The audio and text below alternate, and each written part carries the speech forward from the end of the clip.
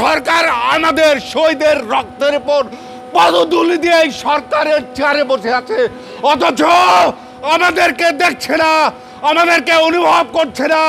কিছুদিন আগে ঘোষণা দিয়েছে এই শহীদদের 30 লক্ষ টাকা করে দেওয়া হবে। মাত্র কিছু মানুষের কাছে 10 লক্ষ টাকার সঞ্চয়পত্র দিয়ে সারা বাংলাদেশে এখন পর্যন্ত শহীদেরা এই একটি টাকাও তারা পায়নি।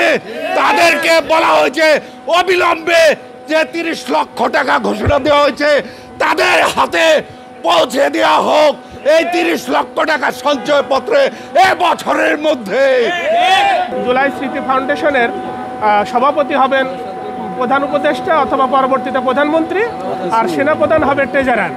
এইটা আমাদের প্রত্যেকের মধ্যে একটা কনফিউশন সৃষ্টি করে রাখছিল যে এই ওয়াকার যে সেনাপ্রধান না, এটা আমরা জানতে পারিনি।